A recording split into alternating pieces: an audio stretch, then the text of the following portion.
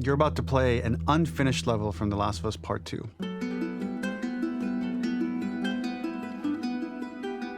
The reason we added this section is there are a few sequences, and we picked the 3 of the best ones, that we cut from the game. Often we build a game that's much bigger than what ends up being the final product.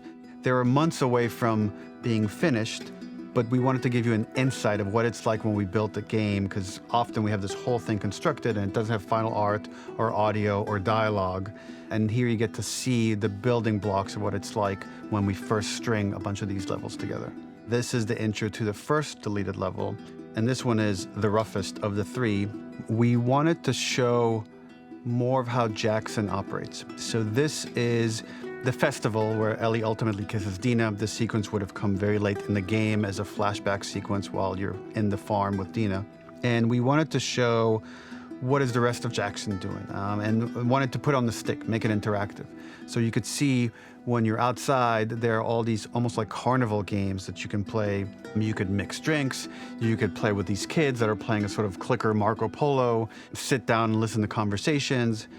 And all the different interactions were first or second pass, very, very early passes.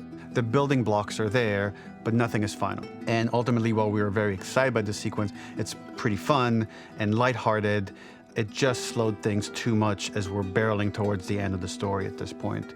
So again, reminder, rough, missing audio, missing animation, missing gameplay tweaks, missing dialogue, but pretty representative of what it would have been. So enjoy.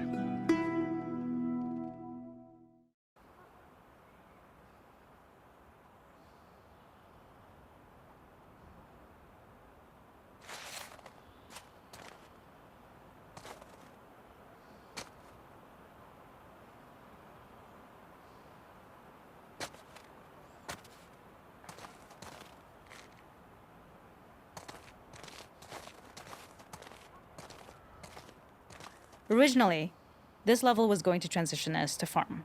We would go all the way through to the dance, where Ellie and Dina share their first kiss. Then we would play through farm, and when Ellie plays the guitar at night, she would remember the Seth incident. So, the opening for this was a little tricky. We needed it to match at least a little what you might expect emotionally coming from prior beats, because we were already purposefully disorienting you in time and space. Remember, you just came from this huge fight. To jump straight into it would have been a little too jarring. After some back and forth, we rooted it in Ellie's nerves, calling back to her hands shaking in the theater. But this time, for a much more innocuous reason we'll find out later. She's nervous because she has a crush on Dina, who is the only reason why she's here at the dance.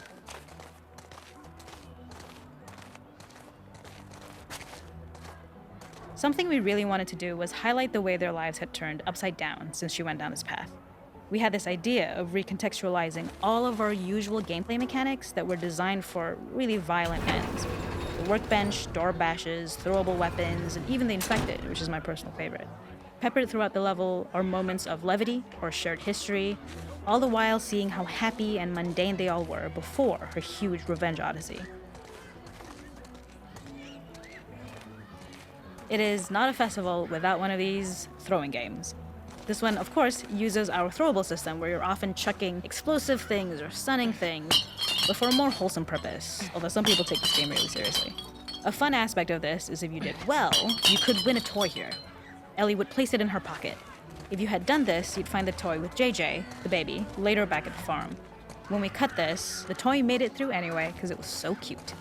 It is the same one you see on the tractor at the farm. Ollie the elephant.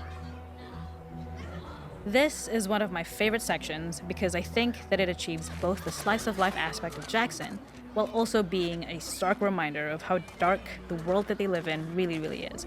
To attract attention and curiosity, one of the kids was supposed to make this adorable, messed up little clicker impression, and the others would giggle. We tried a version where if you got close enough, the kid might try and follow you a little before turning back. Since clickers are blind and move by echolocation, for this game of messed up tag, Ellie must close her eyes and listen for when the children give themselves away. The thought was that these kids are in relative safety. They still grow up with the dangers of clickers and runners, and all those lessons would embed themselves in the games that they play.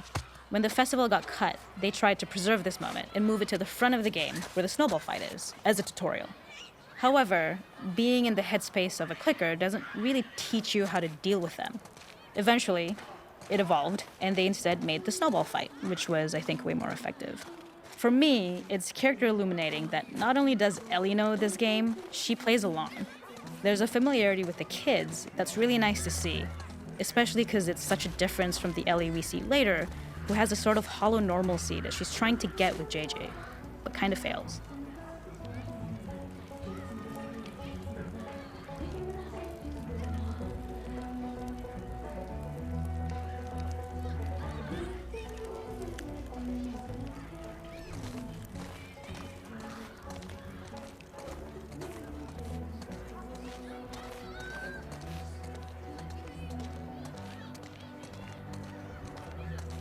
The makeup artist is pretty simple.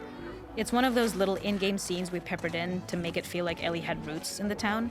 Hallie, our writer, mentioned that in her mind, an ex-girlfriend of Ellie's tattooed her arm to cover up her scar.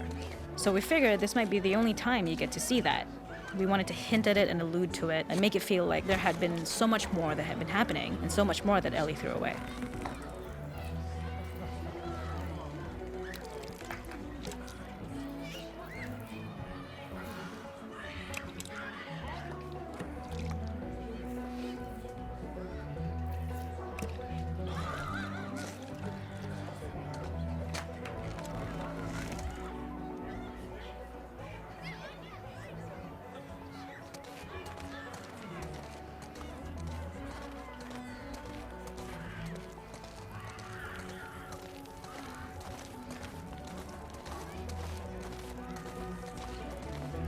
We use our workbench a lot to make a lot of things that kill and maim and hurt people. Here, we had the silly idea of using the same feel, harkening back to the same animations, using the exact same UI to instead fix a drink. Like the workbench, you could pick your base and then you could add something to it. And at the time, we had some different reactions from Ellie based on how strong you chose to make the drink.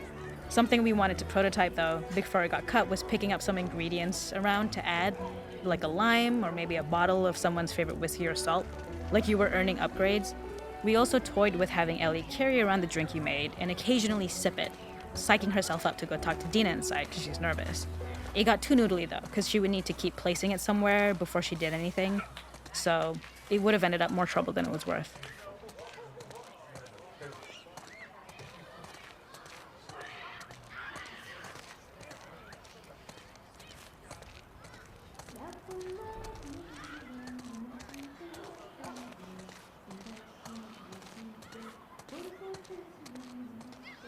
There's a hidden spot at the back that was just a bit of fun.